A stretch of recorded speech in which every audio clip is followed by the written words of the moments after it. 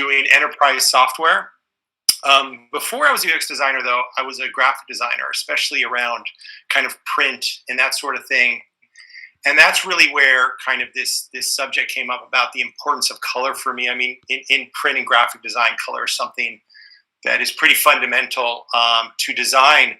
And I noticed from a lot of the UX designers I was working with, a lot of them are coming from different backgrounds, from psychology, ethnographic backgrounds, and they're asked to do a lot of design without necessarily a lot of that color background. So I thought it would be very valuable to try to give an opportunity for folks to kind of learn a bit about more color to help improve everybody's ability to create great and effective designs. And I also kind of set up this presentation to fulfill two needs. One is just around people who maybe color is just something that's brand new to them, color theory and all this kind of stuff. I wanted to make sure they got something out of it, but also folks that maybe have a grounding in color and color theory and have done it, but maybe it was a few years back. So I'm hoping there's going to be some nuggets in some of you folks that maybe have been working in design for a long time. Hopefully there's some stuff in value in here for you as well. It's a bit of a long presentation. I gave this already once, and it was 1 minute shy of an hour without questions, which is for a presentation is kind of long. It's a big topic, color. I mean, that's a big part of it. So I've tried to cut it down a little bit. I've tried to bring it down. So hopefully it'll be a little bit more manageable. And I'm going to try to zip through some stuff that I think maybe we don't need to spend some time. So I do apologize in advance if it is a lot of information. But again, color's a pretty big subject. But if I go through something a little bit fast, I think we are going to be sharing I think we post the presentations in the meetup. Is that correct, Leo? So you can always use this. I really was hoping that this slideshow can be kind of a takeaway. If somebody has any issues or questions with color, they can jump back to this and get some value from it. So let's get started. And I believe you guys can see my screen. Just let me know if you have any audio or video problems. First, I'm going to start off with just around understanding color, some of the theories, some psychology, just some of the terminologies. Then really jump into the color tips, stuff that you can really use that's actionable. A bit on data visualizations, just because that tends to be where I work in a lot. So there's some stuff that's specific to data visualizations. I've taken a little bit of that out, so I don't think that'll bore you guys too much. And then just a summary. So I think anytime you learn something new, you just have to ask yourself, why is this important to me? Why should I care about color? Why is this important to what I do day to day? First of all, color conveys messaging. I mean, color just alone says a lot to a user. In this case, this is one of those poisonous tree frogs. I believe that's what it is. It's a poisonous dart frog. Other animals know these guys are poisonous just by their color alone. There's obviously a lot of other examples of this in nature where color alone is signifying something about that object. So that's really important. And that's something that we should always leverage. Color guides users, or even not even in a tool, but just in general, color guides journeys. It can lead people in certain directions. It can point their eye in certain areas. So that's another very important factor of color. Color evokes mood or emotion. This is an extremely important one. We see here using warm colors. The mood is hopeful. The mood is vibrant, but just with what is basically in essence the same photo, but just with a drastic color change, you can see the mood is much, much different. So how to harness this power is very important. And lastly, color creates visual harmony and beauty. If you look at a picture like this, there's a lot going on here. There's a lot with the cityscape. There's a lot with what's going on in the clouds and the mountains, and even the composition is kind of all over the place. But using a strong color palette, which is going on in here, it makes it beautiful. It makes it easy for the eye to kind of understand what's going on and not too much confusion. So color has a big impact on visual harmony. So let's go back and let's start with just the basics, because there's some basic stuff you're going to just really need to know in order to really kind of leverage the value further down. The basic specifics, I'll go through this pretty fast. I mean, our eyes really see RGB. That's where the cone receptors in our eyes see. So that has a big factor on how colors are mixed. Colors are usually shown either through that spectrum that you'll see in most of your Photoshop, that kind of stuff uses a spectrum. But when it comes to color mixing and stuff like that, the color wheel tends to be the more prominent tool. And that's the one we're going to be working with a lot today. Humans can see about a million eye. 24-bit displays can see about 16 million colors. So obviously there's quite a range in there. Some terms. There's a difference between hue and color. Hue is basically a color family. It's basically the base of a color, whether it's burgundy, wine, crimson. Color, the term color is actually any variant of that. You can take a color like burgundy, add a tone to it, add a shade to it, and then it becomes a color. So the word color is a little bit more of a higher definition. For the sake of this presentation, I'm just going to be using color a little bit interchangeable. It's how most of us use it, but it's kind of good for you folks to kind of understand a little bit of that difference in terminology. So color value, this is some really important things to kind of understand. When we talk about the hue, we talked about kind of the base color, whether it's burgundy or crimson. How you then modify that color can be very different. A shade is when you apply just black to it. That's how you get shade. So that's kind of an important point. Tint is when you add just white to it, and you can see how the color is being changed there. Tone is how when you just add gray. Now, when we get into something like saturation, this is something that you hear a lot about. Oh, saturated colors and all that kind of stuff. It's similar to shade, but how you get saturation is more around the brilliance and intensity of a color. So as you can see, you're changing the saturation, but it's different than the shade. And it's a subtle difference, but if you're asked to kind of alter the saturation or something, it's much more than just adding black. Much like luminance is similar to a tint, but to keep the luminance, which is really the brightness of a color, it requires more. And you can see that the output's a little bit different than just adding white. So when you do start to make things like color palettes and you want to maybe saturate a color, you want to change it, understanding the differences of these can be very valuable down the line. Color wheel, we've all seen these. Color wheels are really based around either the RYB model, which is red, yellow, blue. This is really around paints. This is what you learn as a kid. Or RGB, which is what our monitors are based around. It's the one we're the most common. Or CYMK, which is the print variant, and they basically add black into the loop. In this case, I'm showing an RYB where you have red, yellow, and blue, and those are the primary colors. That's kind of an important term to understand. Secondary colors are orange, green, and purple, and this is taking the two primaries and mixing them. And then you have tertiary colors, which is taking a primary and a secondary. And that leads to like yellow, orange, yellow, green, that sort of thing. Again, just some common terms and understandings we need to understand. Now, color temperature, once we're still in the color wheel, really these colors start to fall into two major categories, warm and cool. Warm tends to be your yellow, oranges, and reds. And when you start to look at color psychology, which we're going to go into, these tend to be around more cozy. They have reactions of more warmth and comfort feelings. And even some of the negatives can be around anger and hostility, as you can see in the red. Cools tend to be around cleanliness. These are the blue, greens, and lights. They tend to be a little bit more mild, but they can drift into that negative of sadness or indifference. So understanding these differences can be pretty useful to you when you're kind of trying to figure out a color to go to a certain mood that you think a site might be, you want to reflect to your users. The notion of a color palette, of course, is very important. Color palette is basically just choosing a limited number of colors. We'll talk about it more in general, but just color palettes, the value of them are really about maintaining consistency, exuding a certain mood, making sure your palette can work for whatever mood you're trying to get across, limiting your colors so that each color has certain messaging, and also adding a harmony. The color palette done right will lead to that harmony that we saw earlier in that earlier explanation of why you should care about color. Here's just some quick examples of some color palettes. We all know this from The Godfather, and it looks like a beautiful picture. Everything just kind of works. But you can see it's all based around a color palette. You know, if you understand color palettes, you know how to create color palettes. That gives you such a powerful tool in making a visual just work beautifully. And if you took a picture like this and you changed it and you just altered the colors and you weren't really color palette minded, you probably wouldn't get this kind of harmony in the picture that you see here. And cinematographers, directors, photographers, they all really rely on things like color palettes to make just imagery work and convey a mood.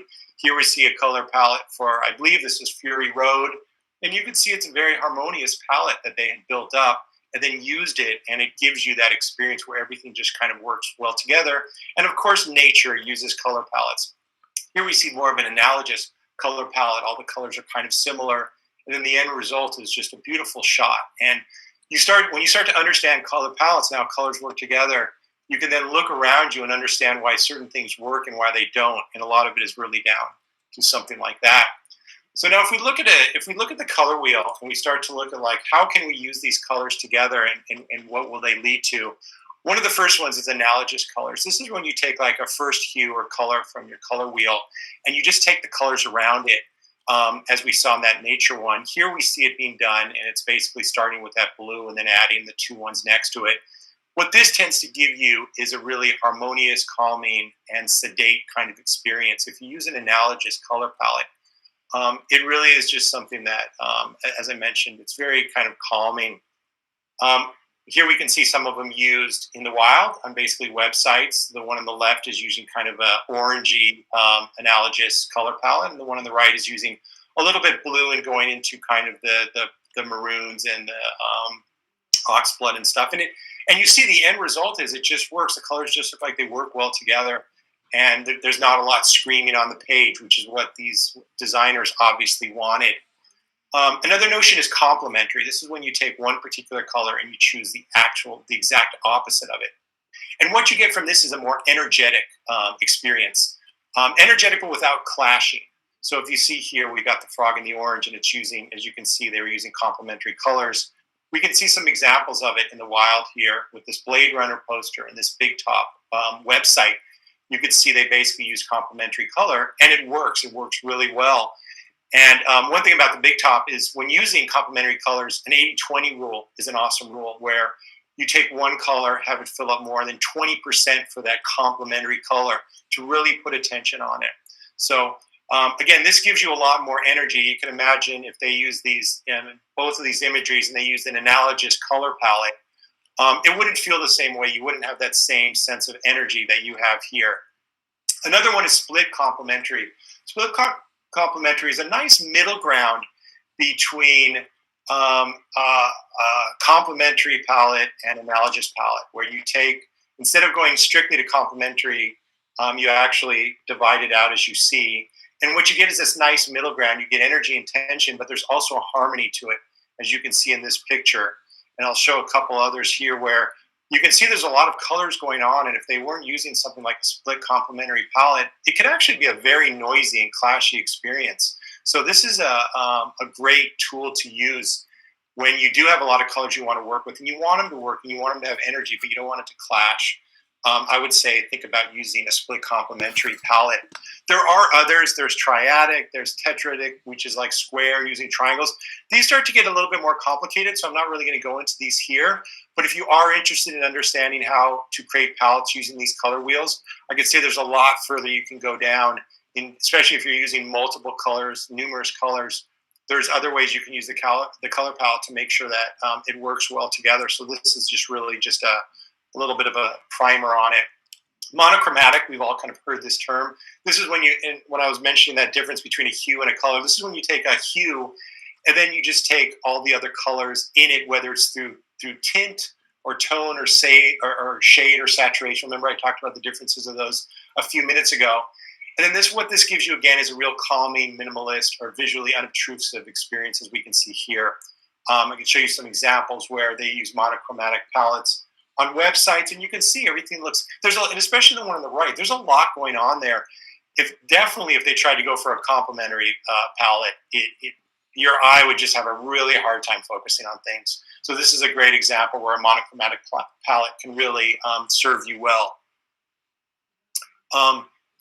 Achromatic, I'm not 100% sure how to pronounce this, but this is just very similar to monochromatic, but instead use a black and white. You basically just tone this down to a black or gray hue, and then tint and shade around it. And you can see you get a lot of a feel here. And this is really minimalistic, really clean. You can see it in the websites here that they were definitely going for that, especially around kind of luxury brands and stuff like that. They really go for achromatic palettes because it gives that kind of impression that you want. As you can imagine here, if they went for an analogous, the feel would be much different. It would be a little bit more friendly, and that might not be what they want. Or if they went for complementary, you would definitely have a lot of energy, which might not be what they were going for in this scenario. So now, we talked a little bit about how you kind of work with different colors. Let's talk a little bit about the psychology of different colors. There's been a lot of research around psychology of colors. It's still a little bit of an open field. I mean, for every test they've done around color, there's a little bit of like, well, color only goes so far. But there is, and especially culturally. I mean, culturally, we add a lot of importance onto color. So when you see something like pink as being seen as calming, that's because we kind of put that on there. And I'll give you an example about cultural differences and how you really have to take this into consideration. Red, as we see in the West here, evokes excitement, danger, urgency, and love. This is what we've established through the use of red in Western cultures. But in other cultures, it's a little bit different. So the reason I'm showing you this is because as I talk about the psychology of colors, realize that this is sort of through a Western prism. So depending on who your users are, you might want to kind of consider, how do they interpret color? So for instance, if you're going to use red and your product is going to be used quite a bit in Asia or other regions, you might want to kind of consider, well, do colors have different meanings in their regions? That's something that you would definitely want to consider. But for the sake of this discussion, I'm really focusing on the Western side of things. So yellow. Yellow is just kind of seen as the color of optimism, creativity, enthusiasm, liveliness. And we can definitely see that come across here in these websites. And these are all, I'm starting here with the warm colors. Orange, vibrant, creativity, inviting. So as I mentioned earlier, all of the warm colors tend to be cozy and warm and that sort of thing. Browns, a little bit more towards nature, organic, honesty, comfort. And we see these a lot in skincare products. In the case of Dove, I assume maybe they're using it for branding. Sometimes people use stuff just specifically for branding. They're stuck with it. But the colors do kind of have meanings and give certain impressions. Reds, definitely red, of course, passion, drama, urgency, excitement, energy. And we can see this in this kind of Netflix screen here. Path used red quite a bit. I don't know if you guys remember Path. I think it was out of Singapore, and it was kind of a social media app. They went defunct a couple years ago. I'm not sure if they used red in that case because they wanted to convey energy, or it was just maybe they were stuck with it for branding purposes. But red is definitely a very powerful color. Pink, happiness, comfort, warmth, sensitivity. Kind of see it across here.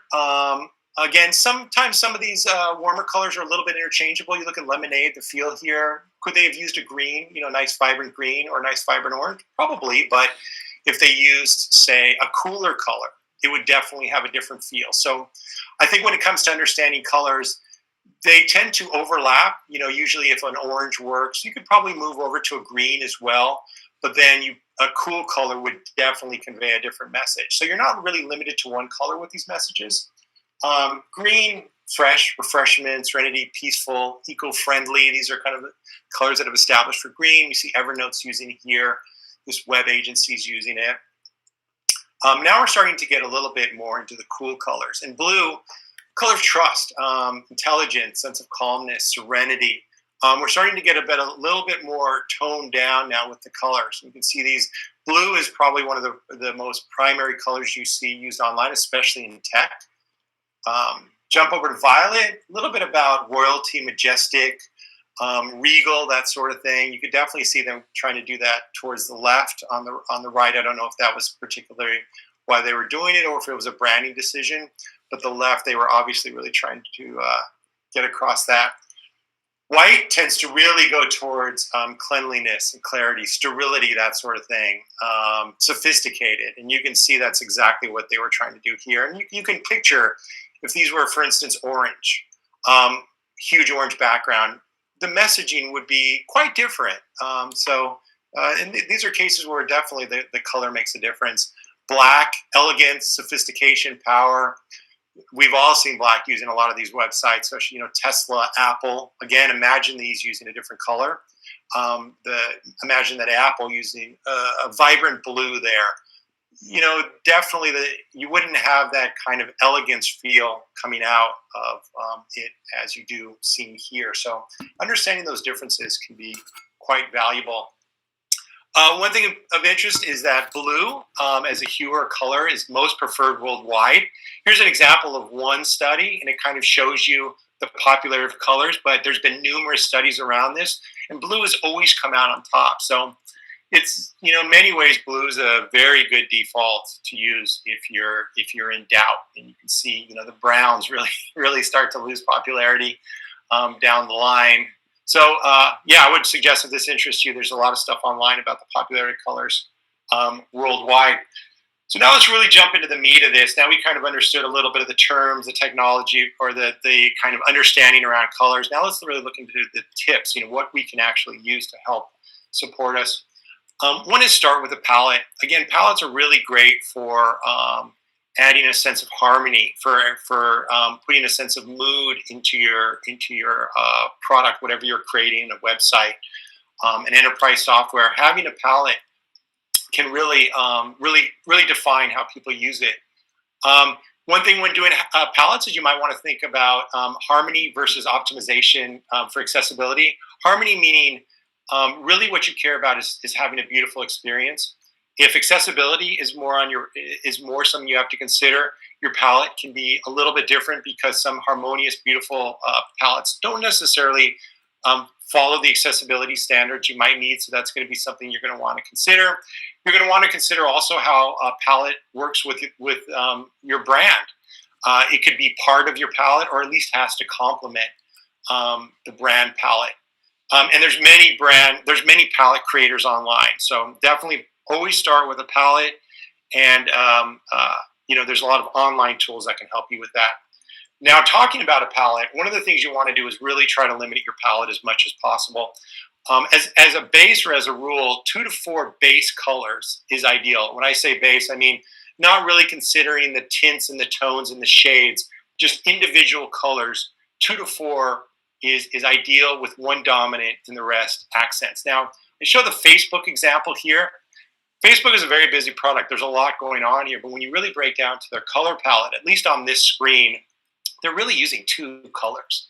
They've got a gray and they've got a blue, and then the gray has a few tints or tones brought in, the lighter versions of it, but ultimately they're keeping it very simple. And kind of a rule of thumb I would suggest is start with as few colors as you can, and then start building up colors as needed. Let's say you've got 2 colors, kind of a primary call to action color, and then something that reflects the background. And then you realize you need another color. You need another accent color because you need something to show like warnings and stuff like that. Then I would say introduce another color. But if you don't need that color, there's an argument to don't put it in. Keep it as simple as possible, and especially if you want the content to do the talking. Color is in many ways noise. So the less color you use, the more you can let what you want people's attention to focus on. Rely on neutral colors. As I mentioned, it's a good idea to always start with kind of if you're going to have a palette, 3 colors, let's say, really have a neutral color do the heavy lifting. We can see here with Twitter, Facebook, that they use a gray, a neutral color being kind of some kind of grays or very lighter shades of blues with a little gray mixed in, but something that doesn't attract a lot of the eye, your eye's attention. Is valuable. You can imagine here if you switch these grays to like an orange, perhaps, your eye would really start to catch that, and that's exactly what you don't want to do. You want to let the content do the talking. Reserve your action colors for key elements, for things. So if we start with a nice, subtle, neutral color, then introduce the accent colors for something you think has meaning. So for example, if we look at Airbnb, they basically are using white and kind of shades of gray for the borders and that sort of thing. And then they introduce this kind of lavender for all their CTAs. And they've, much like Facebook and Twitter, they've got an extremely simple color palette. They've got these shades of gray, and then they've got their accent color. And you can see your eye goes to the photography, which is what they want. But then when it comes to the UI elements, it goes to exactly where they want you to. Brand, CTA button, the search button, and the little notification icon. And I've got an example here that shows a kind of dashboard that if you used a lot of colors versus you just used a very neutral color and save those accent colors for the content, you can see how the eye can simply veer exactly towards those graphs and charts. When in doubt, go monochromatic. This is just a little tip. If you're first starting out, color is something that you have difficulty work with. Start with a monochromatic palette, just one color, use different tints of them, and then maybe introduce another as needed. This Qatar one, I think, is a great example where they've got this maroon. They really use that pretty liberally across it. And then they've got a little bit of gray and a little bit of accent orange. But monochromatic really always looks nice. Pick one color, do a shade, tone, tint, or saturation of it, and start that way. And you'll find that's a great way to get something to work. Now, going back to the colors that you do use, every color should have a meaning. When you have your color palette, however large it is, in this case, you've got one that you could say has 5 or 6, assign meanings to them. So in this case, this blue is reserved for call to action, main accents, and you can see it's individually used for the hamburger menu, the create new specialist, the buttons, and the different types of buttons. So blue is really a signifier to the user that this is a button. They're reserving reds for error messaging, orange for warning, affirmation for the green, and then they've got 2 different variants of kind of grays, or even like a light white or a very light gray that almost looks like a white, to do kind of framing and that kind of stuff. So they've really assigned meaning to all the colors, and then the user can then understand once they see these colors, they instantly understand what it's for. So it's a great way for comprehension, and it's a great way to have harmony and a certain kind of learnability of your product by doing this. Use color to aid in visual hierarchy. When it comes to visual hierarchy, you're really talking about how the user's eye goes through your product, what they see first, where it darts around. You have a lot of tools available to you when it comes to visual hierarchy. You have size of objects, like you can see the title of this thing, Door Unsplash, is larger, it's darker, it's using a heavier weight type. So there's a lot of tools that you can use to set a visual hierarchy. But the point here is color alone can be a factor. So if you look at the one on the left and the one on the right, this designer wanted the labels to not take as much precedence as the values that those labels represented, created, modified, dimensions, resolution, that sort of thing.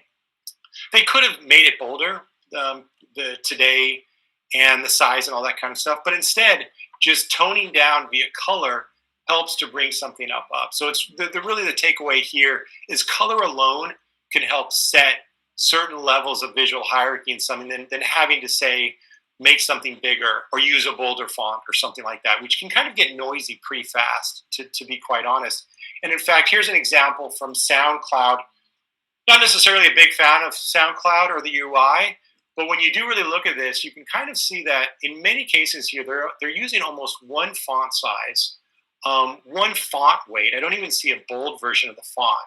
I do see maybe a couple different sizes here, but ultimately how they're differentiating the importance to the user is around between this black and this gray. So for instance, if you look on the right to the likes, the name of I guess it's the name of the artist or whichever one Daz Masters is, or the song. They think that the song is more important, my Moaning Lisa. So to try to keep it simple, they just bring, and even all the other stuff like the likes and the number of shares and the number of comments, they just tone it out with the gray. So what could have been a very busy interface, and it is a bit busy, but I think they did a good job of at least introducing some color to help tone things down, because you can imagine if this was all black, your eye would even dart around more than it is now, though it is a pretty busy interface as it stands right now. So as we all know, color can aid in interaction, direction, feedback, much like what I was talking about with visual hierarchy. There's other things you can do. If we look at a button state, there's other things you can do to kind of show the different states. You can do shadows. You can have the button look like it's indented, but you can just use color. And this example here shows that you've got a button here which has 5 different states. They're default, they're hover, selected hover, and disabled. And the only difference in all of these is the color treatment. So again, it's really just saying that color alone can say messaging about interactions. And if you look on the left side here on OneDrive, the way the user knows that they're hovering above something that's clickable is they just added a little bit of a gray background, and they changed the color. That was all that was needed. Again, they didn't have to bold anything. They didn't have to add a shadow or any kind of stuff. Color alone could help alert the user to these state changes or these interactivity functionalities. So veering over now I'm going to jump over to a much different thing. The 60-30-10 rule. This is a really awesome one. Very simple premise. When you've got something like a web page, using a rule of 60, one color represents 60% of the page. The next color is 30, and the last one, 10%, is an almost automatic formula for our Harmonious experience. You can see it used here. So if you ever got a lot of elements on your page, I would always suggest trying this rule because it's been pretty studied to work really well. You might want to also consider, especially if you start with a very neutral color for that main color, but you don't have to, and save those accents for the 30 or 10, you could have something that works really well. And again, if you kind of mix this up and you imagine the top image, if it was 30, 30, and 30, like if you spread it out evenly, your eye would really start to dot around. This 60-30-10 rule really helps the eye kind of focus on the bigger percentage, then go down to those accents. So this is a great rule to use, and I always recommend giving it a try. White is the color. Use it. This is a little bit of a cheat. I mean, this is really about negative space. This is really saying you don't necessarily need to use things like lines. You don't need to use different colors. This is really about saying whatever you use as your background color, whether it's white, whether it's red, just that color alone, and then introducing space, which is really what negative space is about, can help you have the separation that you need to separate elements. In the examples here, we have what are basically two very busy pages. There's a lot going on here. There's a lot of ways they could have conquered this using cards and background colors and all kinds of stuff. But instead, they really just used spacing and negative space to do it. So this isn't really a rule around color, but it does fall into it a bit. It's a way of thinking about color. That color alone sometimes can give you what you need as far as not having to introduce a lot of colors, but the color you're using alone can help introduce spacing and relationships between objects. Using color to draw attention. So really the takeaway of this is if you've got kind of a design, again, going back to what I mentioned earlier, let's say, for instance, in this case, the error messaging just isn't commanding enough attention. You've got an error message just coming up. It's a pretty busy page. Now, there's other things you can do. You can make that error message huge. You can make it take over the entire screen. You can make the text huge. You can make it animated. There's a lot of stuff you can do to try to give it more attention. But I would always say one of the defaults you should consider is just color. As you can see here, just adding a red to the actual drawer or to the actual toaster that pops up can be enough to give you that that attention that is needed to that object. Now, again, you can use that with things like animation. If that error message had just a little bit of a subtle animation on it and it was kind of staying animated, there is other things you can use in your toolkit to attract attention, but color is probably one of the strongest, even more than size and that kind of stuff. This is a very interesting one. Avoid using a solid black. This is kind of a common mistake we use just for type and background. We use just a solid black, but it puts a lot of strain on users' eyes. So really the recommendation here is instead of a 00000, which is the kind of hex color for black, use something that is a darker gray. In this case, I'm using a hex of 272C39. It's a fairly dark gray, but it does enough to not give you that eye strain. And again, you can use the exact same thing with the background. And this doesn't affect accessibility at all. These are dark enough grays with a contrast white on it that it shouldn't affect any of your accessibility standards. So this was a really interesting rule that maybe a lot of folks don't know about. So dark mode versus light mode, this definitely falls in the color spectrum. When should I use one or the other? Light mode, by most studies has tend to overall been the one that has the most value to users in most scenarios, whether it comes to usability, performance, understandability. White tends to have a little bit of a lead, but there is times when you'd want to use one or the other. When it comes to website that you're going to use outdoors, white or a light background tends to be better. If it's for reading, white definitely is considered a much better platform by most studies. When there's a lot of elements and you want those accent colors to pop more, use white. And when you want just your page to have a light, airy feeling, you want it to be friendly. Maybe it's a checkout flow you're going through, something that people aren't necessarily that happy with, or something like TurboTax or something. Having a white background makes it feel simpler than it is and cleaner than it is to try to not dissuade the user from going through some of these cumbersome flows. Dark, however, does have its value proposition.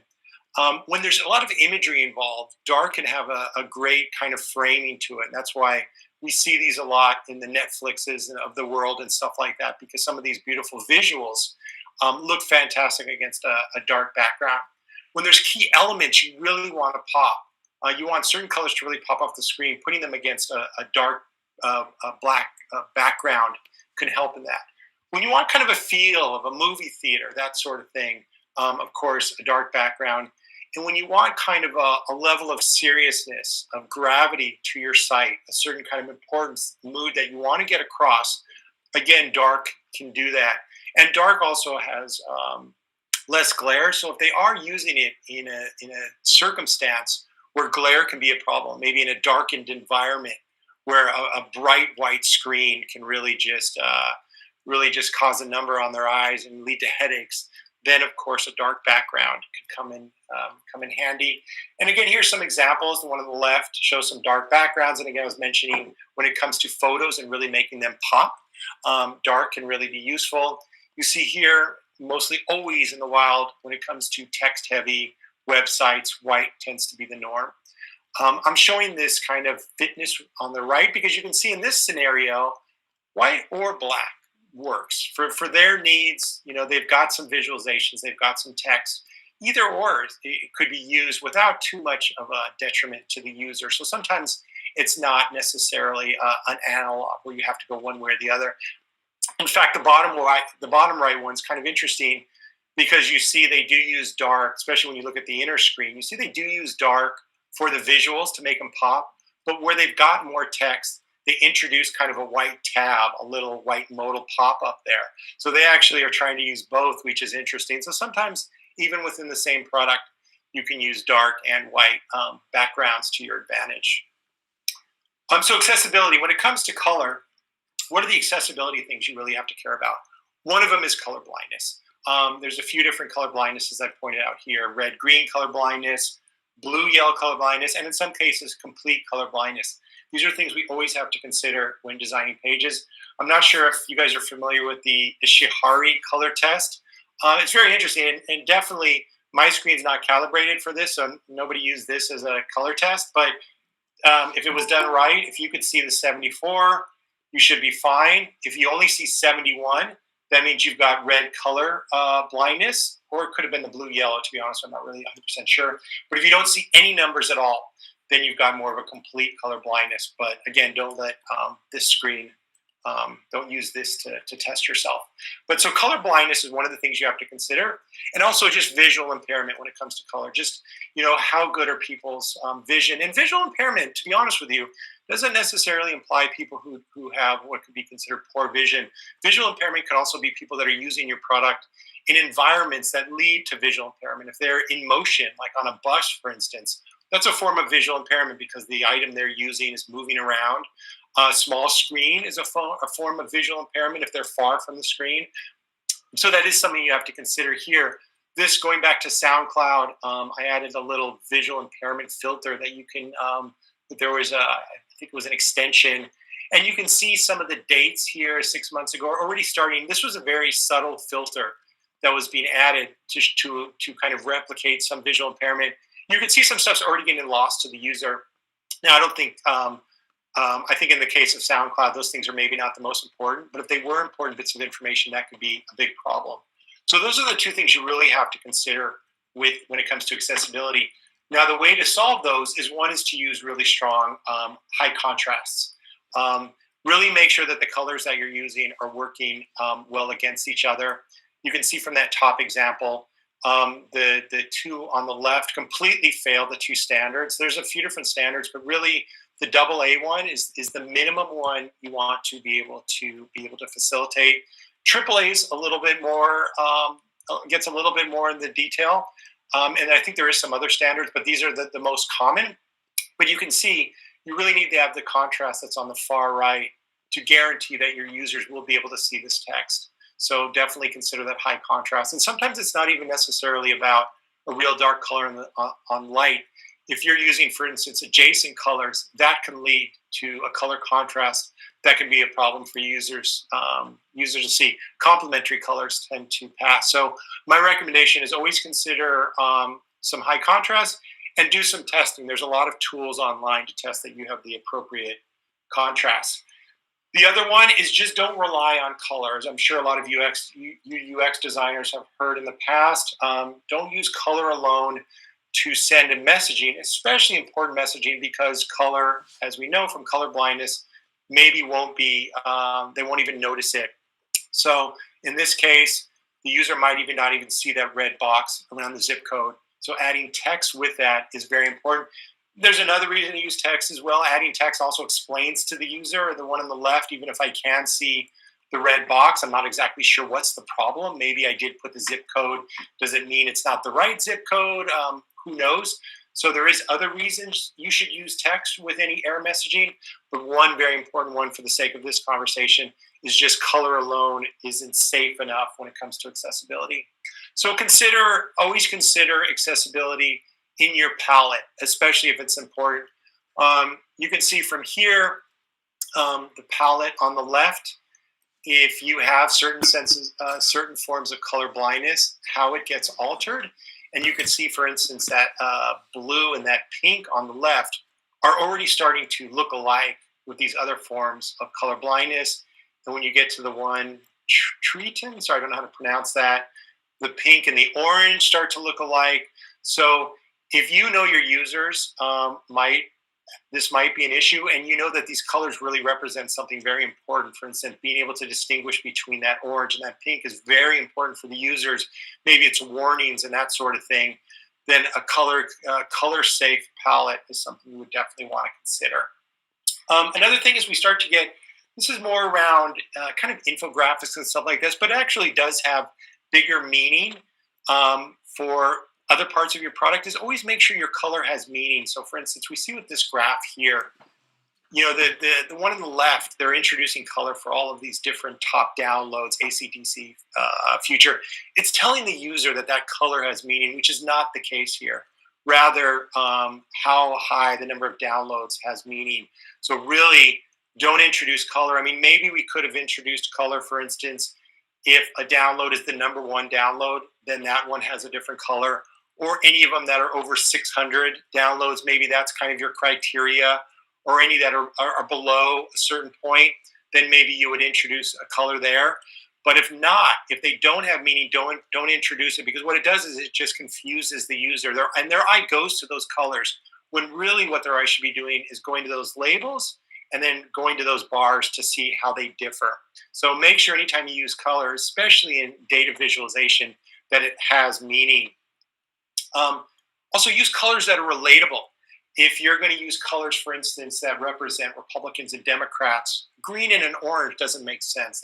We've been taught that Republicans are red and Democrats are blue. So especially when it comes to domain knowledge, you're working in an enterprise software, try to see how they see things. I grabbed something here from the American Public Works Association. I've never worked in this domain, but you can see they had very specific colors for potable water and reclaimed water. And you know, I would have never known that reclaimed water was kind of this lavender or purple.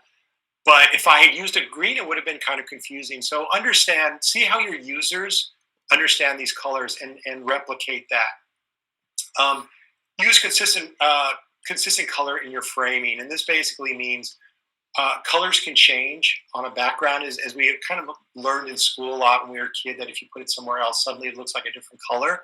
Just remember that in your UI. In this case, these graph lines are the exact same lines, but they look differently against this. So when you do a UI and you are going to introduce a color, consider how it's going to look against, let's say, a dark background and a light background, or against even a photo. Will it represent the same thing and look like the same color to your users? So always try to keep the background to these colors consistent, or use a color that will work well against different backgrounds. If you're using colors for data visualization, limit these colors. The human eye has a really hard time comprehending colors over like 6, maybe up to 12 if the colors are close to the legend, but anything above that just gets ridiculous. You see at the top, we've got what is basically 13 different visualization lines here. And it would be impossible for the user to kind of map out, well, what means what. And some of these reds look fairly similar. There's other things you can do besides color. You can use dotted lines. You can use a lot of different affordances to try to show the differences. So really try to limit the amount of colors. And if you need to use more, try other ways of kind of showing those differences, or just try to obviously, when it comes to graphs, you probably don't want a graph that has 13 lines anyway. That's probably a fairly bad practice. But in some scenarios, you have to. So realize that showing something like 13 colors or anything above 6, in my opinion, starts to become very problematic. Just some rules around displaying ordered or categorical data. And I know we're kind of getting in the weeds with data visualizations here, but perhaps this could be valuable elsewhere. When you have colors that are around objects that have meaning, for instance, as you see above, differences in age, then using different tones or different shades of a color makes sense, because then the user can kind of comprehend pretty quickly that over 75 years of old, the older, the darker, basically, is what they're seeing in this graph. And they could kind of learn that easily. However, if you've got different objects and they don't have this kind of linear meaning, rather they're just individual, like much with states, using a palette like that could be confusing. Rather just use very distinct colors, because you don't want to add meaning where meaning doesn't exist. And again, I don't know if there's value in that outside of data visualizations for you folks that don't use it, but hopefully. If you are using kind of a gradient, make sure it's a very strong gradient, especially if you do need a few different variants. The one in the top would be absolutely impossible for a user to decipher what are the differences between those colors. Even with a legend, it would be very, very difficult. Slightly underneath it is better. And one of the ways that improved is by using a hue, a particular color that was much darker, so you had more room to bring it down a bit. But the other option is also just to use lesser colors, which is ideal. So if you do need a lot of colors, start with a very strong dark color, so that the different linear colors in there can still be different enough that the user could have a decent chance of deciphering them without having to keep rummaging back to the legend. It's kind of an interesting one. Use an intuitive value scale. Users see more as darker. So again, if you're using a graph or something like that, and something implies a lot, again, whether it's people, whether it's any kind of number, darker usually implies more. So don't kind of flip that, start with dark for 0 and go lighter, because that's a kind of a confusing notion to users, at least subconsciously. And using gradients, I'm not really sure, again, how valuable this is going to be to a lot of you folks. But you see these a lot in maps, these kind of rainbow gradient, and then that gets used. It's very hard for the user to understand subtleties in there. That you can understand the big ones, the blues, the green, the reds, and the separations.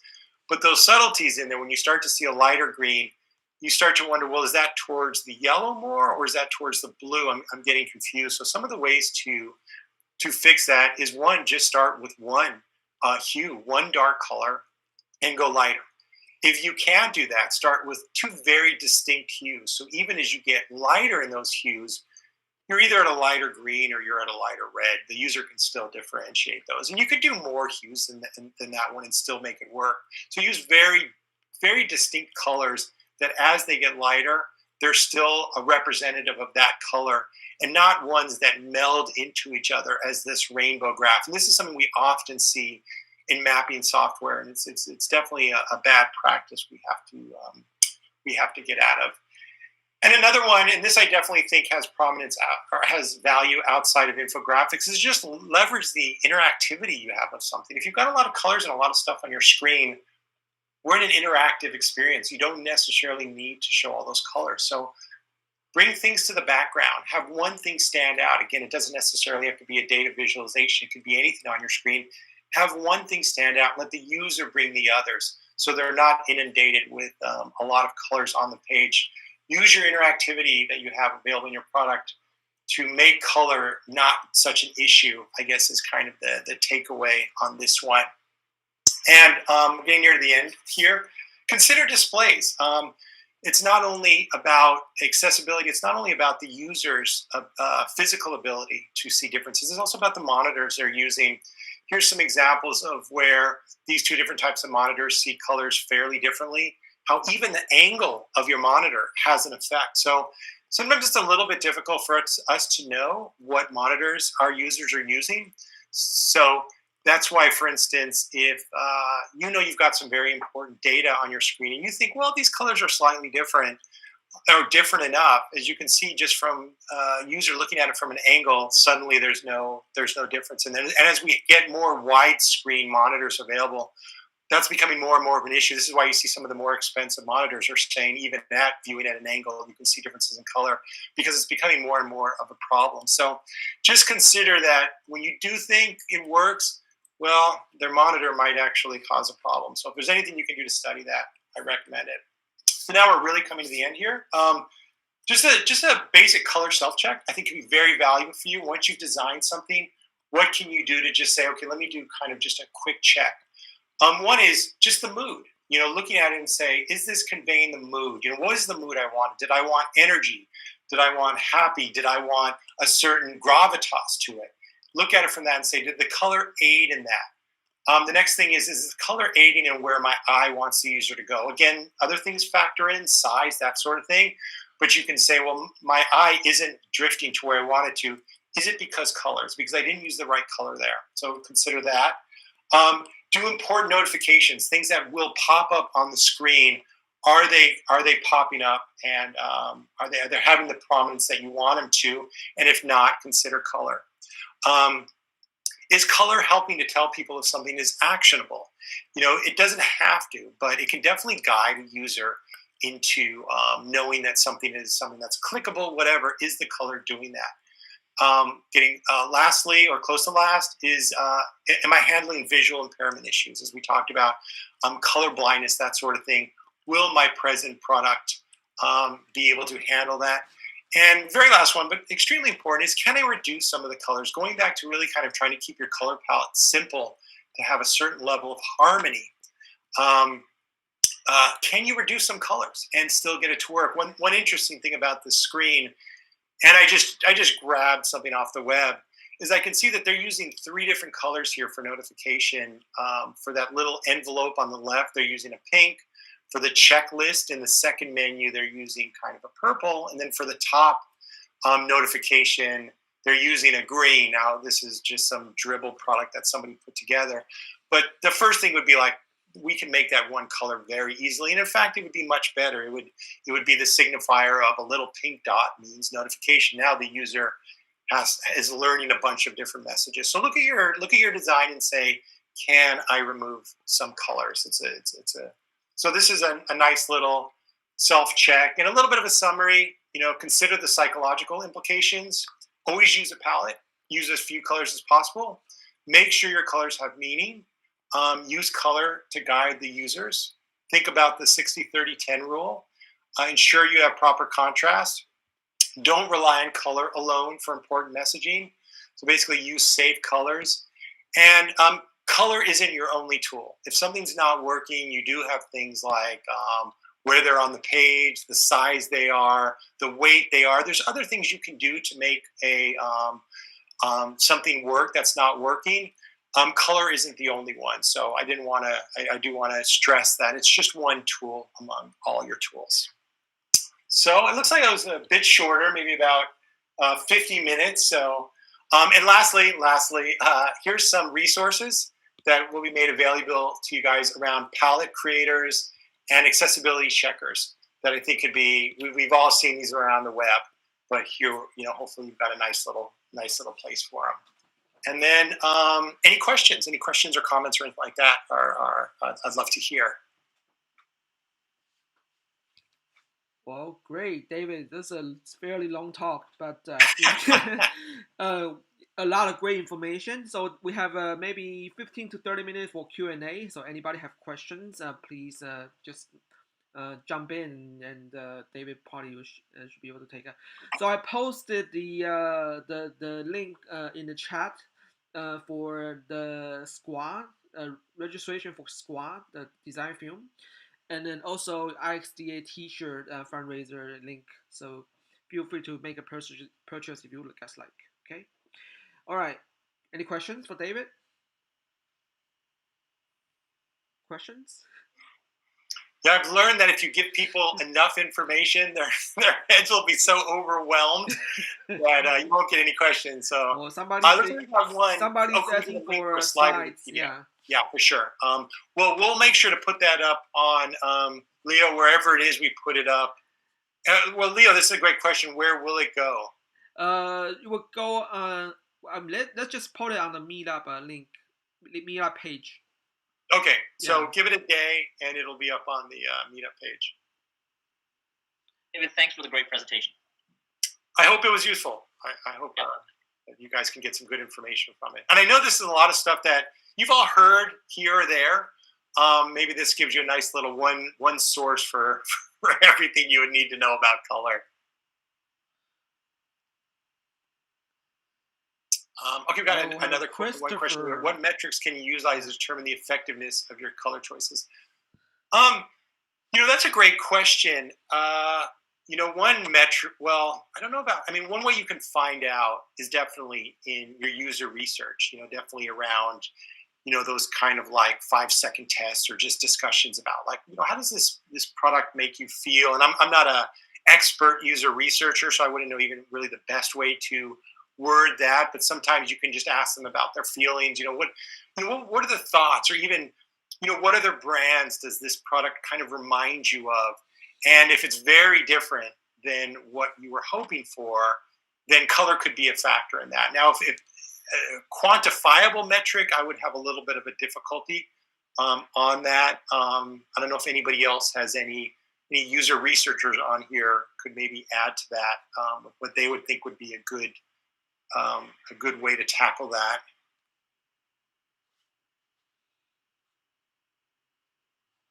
Maybe not, but it's a great question. The only thing I would say is, just talk to them, see what their impression is of your product. That sort of thing really comes into play. And if the adjectives they give you, again, if they said something like, well, it sounds pretty serious, or then, especially if you were trying to go for something that was light, fun, and airy, maybe you've gone down the wrong path, and maybe color was part of that, and you might want to try. And I would think maybe some A/B testing would be fantastic. Create an orange version of your website, then create a dark one like the Apple one. Try to get 6 folks to look at it and see what kind of adjectives they use, and see if that kind of falls into the direction you were hoping for. Hopefully that could be of help for you. Any more questions, I guess? Anybody want to jump in?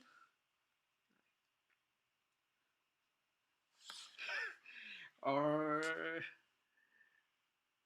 okay, nobody. All the people that are saying thank you. No, thank you guys. Thanks for taking the time out. I know how busy everybody is, so I would just say thank you for participating in IXDA. We love having you folks here.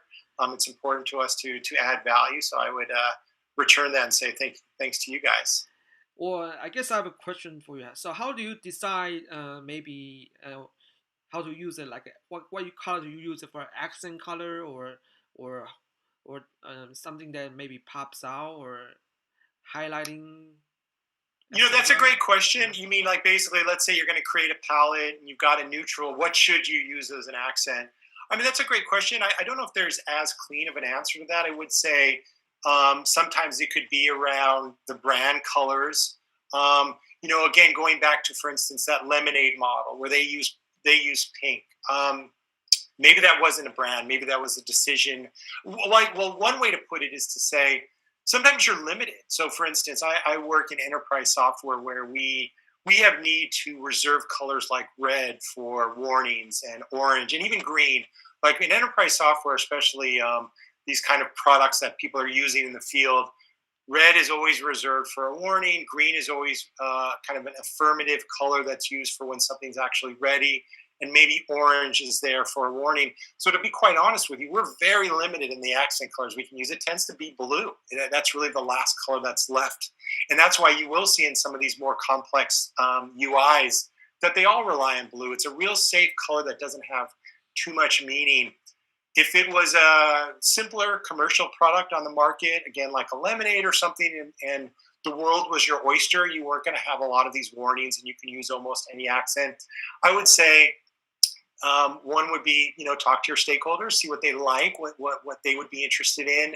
Think a little bit about the mood you're going for. Again, if you were going for something very, if you wanted a certain kind of elegance in there and it was against a white background, let's say you were the Gucci's of the world, maybe an orange CTA wouldn't be right. Maybe you would want to pick one of those colors that are on the cooler side. So maybe just using some of those psychological rules of like what you're going for could be a good starting point to what accent color you'd want to use. But great question. Anybody have more questions?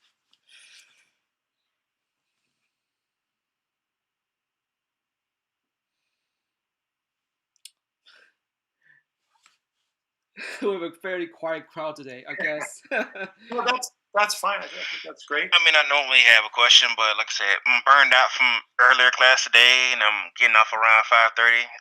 Most of my stuff was answered, but if creating a user persona, what color palette would you use if you're designing something for like a person riding the bus? If creating a user, you mean the actual design of a user persona, you want to create like a presentation. Is that what Yes. you're saying? Well, what I would say actually is, for the person riding on the bus, I don't think that's much of. I would say when it comes to that, what you'd want to consider is when you create a user persona, you're looking at a pretty. It depends on your user persona, but usually user personas tend to have a lot of detail on the page. There's photos, there's a bit of text. Sometimes there's even some graphs around like their technical skills and all that kind of stuff. So my recommendation would be to try to use a very subtle background color so that your content does the speaking. Now, if you're talking about kind of an accent color, I don't know. Maybe around your persona, what color? Like, let's say I don't want to get. Let's say your persona was around a certain demographic that you thought, oh, this kind of represents what they would be wearing. If a color could represent a persona in any way, maybe you can try to include that. If it's a persona of a nature lover, then you might want to consider using a green perhaps, or even maybe a brown to kind of get across. But I would say in that case, definitely let the content do the talking, and definitely that's another good point. Is sometimes color can be obnoxious. That's another rule. Sometimes there's a time when color just doesn't have a place. It's lack of color, even though white is a color. But you don't want color to be the attention, I think so now I've got to add another slide to my deck and make it even longer. That color can be a bit of a distraction sometimes. So yeah, I don't know if that completely helps answer your question. That helps. Trust me, it helps a whole lot. So we got another question here. What advice would you give when working with brand colors? Are there particular components that you would try to reserve them for? That's a great question. And I'm not sure if I'm going to be the best person to answer that, because I know, when I was kind of in the graphic design field, really when you had a brand, what you wanted to do is keep your brand very separate from the kind of content around it, like especially in typography. So let's say it was Bank of America and they used a certain type. You would say, don't use that in your text. It'll dilute the brand. And sometimes that would be the same with color. It was, again, Bank of America with a blue, you would say, well, let's use a complementary. Let's not use that blue because then you're diluting the power of the brand.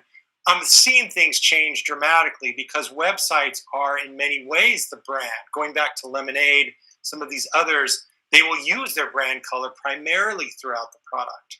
So I think what I would say is maybe just not make it too, but even then I was going to say maybe not go too crazy, but I've seen, for instance, products that represent orange as their brand, their whole site will be orange to help accentuate the brand. So I would think that's something that you're going to want to consider is how, I think one way to look at it is how strong is the color in their branding. Some brands, the color is not such a big factor. And in some brands, color is almost everything about that brand. And if they use it quite a bit, I think, for instance, a good example would be T-Mobile. T-Mobile uses red in their marketing and branding everywhere, big blocks of red. And I believe even the T-Mobile retail outlets use red everywhere. So that would be an indicator of maybe using red a lot on the website. I wouldn't necessarily go heavy on red on the background because that could be pretty heavy, but using red liberally will kind of fit in their brand. So I guess the short answer to that would be look at how they use their brand colors throughout what they've created, marketing materials, if they've got a store presence, and then try to emulate that a bit, if that helps.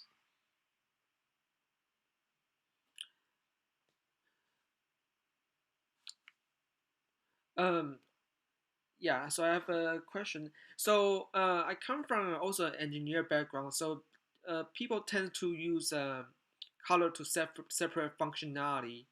So when it comes to different functionality, what color, how do we separate the color? I mean, separate the functionality by different colors. So separate the color by functionality. Could you maybe give me an example of how they would use color to separate it? Because I would argue, my first instinct would just say I don't think color should, definitely I was mentioning that color should have a meaning. Like for instance, on the type of messaging, whether it's a regular CTA, call to action, or a warning one. But if it's the difference between, let's say, a drop down versus a external link or something, I wouldn't say you'd want to have, because the user wouldn't care. So I don't know. Maybe if you could give me an example of that.